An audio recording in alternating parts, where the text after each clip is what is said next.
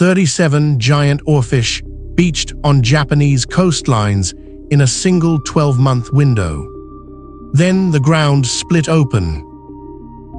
March 11, 2011. The Tohoku earthquake struck at 2:46 in the afternoon. Magnitude 9.1, the largest in Japanese recorded history. The coastline the fish had been washing onto for months was the same coastline the tsunami erased. The oarfish is not a creature that belongs at the surface. It lives between 200 and 1,000 meters down in near total darkness, in water cold enough to ache. It can reach 11 meters in length, longer than a city bus, silver-scaled, trailing a red dorsal crest like something from a woodblock print. Most people who work the ocean their entire lives never see one alive. When one appears on a beach, fishermen stop. They stare. Some reach for phones. Some reach for notebooks. The fish is so far outside normal experience that the first instinct is to document it, because no one will believe the telling. In Japanese coastal tradition, the oarfish carries a name: Ryugu no Tsukai, messenger from the sea god's palace. For centuries, a stranding meant something was coming. The folklore is old enough that no one alive remembers it starting. Folklore is not data. By early 2011, the strandings had stopped feeling like coincidence to the people counting them. Here is what makes this genuinely strange. Oarfish swim vertically, not horizontally like most fish. They hang in the water column, dorsal fin undulating, rising and descending through pressure gradients that would crush a human diver. When one surfaces, something has interrupted a system finely tuned to depth. The question that follows is uncomfortable. Not mystical, mechanical. What specifically could drive a deep ocean animal upward through hundreds of meters of water and onto a beach? That question attracted researchers. One team ran the numbers, not on 37 fish, but on 336 years of documented records. The study exists. The authors are named. The statistical result was not what anyone predicted. By the end of this video, the specific methodology, the exact finding, and the proposed biological mechanism behind it are all on record, all cited, waiting in the data. The obvious answer has been waiting for centuries. In Japanese coastal culture, the oarfish carries a name: Ryugu no Tsukai, messenger from the sea god's palace. For hundreds of years, fishermen who pulled these creatures from shallow water or found them cold on the sand treated them as warnings. The ground would shake. It always did, eventually. The story passed down intact. Scientists had a name for that too: confirmation bias. The logic was clean and reasonable. Japan sits on one of the most seismically active zones on the planet. Earthquakes happen constantly, hundreds per year if you count smaller tremors. An oarfish beaches. People remember it. A quake follows 3 weeks later. The connection feels inevitable, but nobody records the oarfish strandings where no earthquake follows. Nobody keeps the counter.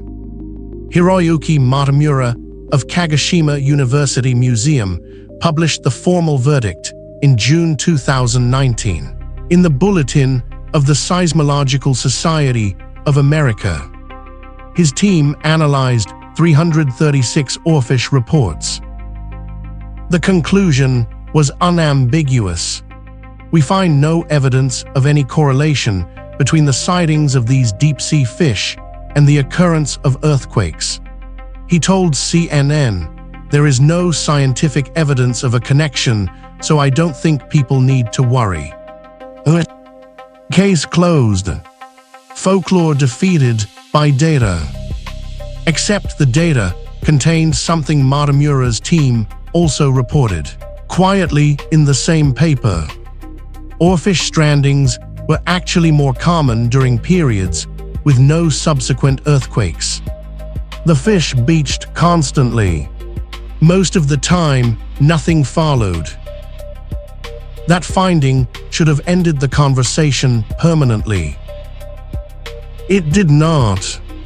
A separate statistical analysis, running a different methodology against 336 years of historical Japanese records, found something that does not dissolve under scrutiny. The strandings were not random. They clustered, and the clustering had a specific shape, one that pointed not to folklore, but to physics. So if it is not confirmation bias, what is the mechanism? Here is the payoff you stayed for. In 2019, researchers Kiyoshi Wadatsumi and colleagues published a statistical analysis in the Bulletin of the Seismological Society of America. They examined 336 years of Japanese records, every documented Oarfish stranding they could trace. The question was simple: do these strandings cluster before earthquakes? The answer was not. Statistically, Oarfish beached more often during periods with no subsequent seismic event. The correlation the folklore promised simply did not hold. That should end the story. It almost does. But a separate thread remains open, and it lives in the biology itself. The oarfish spends its life between 200 and 1,000 meters down in near total darkness, under crushing pressure. At that depth, its lateral line system, a canal of fluid-filled pores running the length of its body, detects pressure differentials as small as 0.001 pascals. That is not a misprint. Less than 1,000th of a pascal. The organ is tuned to near zero disturbance. Researcher Orihara Yoshiaki at Tokyo University proposed in 2014 that tectonic microfractures, the hairline stress events that precede major ruptures, could force dissolved gases out of solution in the deep water column. The pressure gradient shifts subtly, catastrophically, for an animal wired to detect nothing. If that mechanism is real, the oarfish is not a prophet. It is a sensor, overwhelmed, surfacing not as a warning but as a symptom. Rachel Grant at Anglia Ruskin University documented something adjacent in 2011. Toads evacuated their breeding pond 5 days before the El Aquila earthquake. Different animal, same question. Which brings us back to where this began. 37 animals, 1 coastline, 12 months. Then March 11, 2011. The data says coincidence. The biology says the instrument exists. Both things are true at once. What science has not yet done is watch systematically, deploying deepwater sensors alongside biological monitoring in real time across the Japan Trench. That study does not exist yet. The oarfish is already filed. The mechanism is already proposed.